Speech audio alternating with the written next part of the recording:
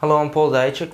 Today I would like to address a question asked about last week's video about the 4 exercises for the adductors. Last week we went over the 4 exercises that trained the adductors in a wide stance. We were doing the squats, the deadlift, the stiff leg deadlift, and the slightly bent knees deadlifts. Okay, so the question was, how does that apply to the combat and how does that apply to the horse stance? Well, and what happens if the toes are forward all the time? So the question pretty much is, if you have your toes forward, what happens if you try to squat down with the toes forward?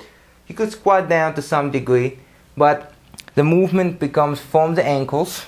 Okay, as you could see, the movement goes from the ankles, from the knees, and whatever happens from the hips pretty much does not work the adductors as movement. The adductors here stabilize, they definitely do stabilize, and if your legs are not too wide, the adductors will be doing the same work as the hamstrings, extending the hip, but they're not primarily going to be doing the adduction, okay?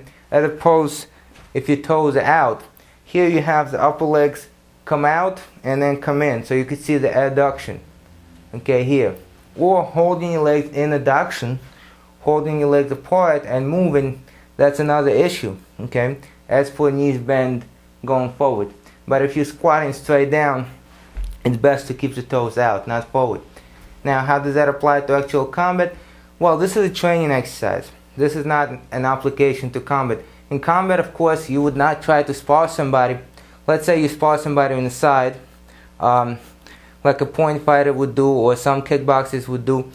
So you sparring somebody on the side instead of sparring somebody forward, whichever stance you have. Instead of this, you are here, okay? So if you're in that position, you do not want your toes out, okay? Because if your toes are out, number one, you're losing stability, and number two, you're losing mobility, so pretty much you're gaining nothing. Okay, maybe you can get a little bit lower here than you would here, and it's easier on your hips, but in terms of stability and mobility, especially if you intend to stay this high, and you have no intentions of going this low, you really do not need to move the toes out. The toes should be forward. Because once again, if the toes are out, you're pushed forward or you're pushed back, you're going to fall. Or if the movement takes you forward or takes you back, you're not going to be very stable. Okay? Having the feet parallel makes you more stable. That's for stability. And for mobility, of course, if you want to push forward, you have to have the full range of motion, okay, in that ankle to propel you forward, okay, or propel you back.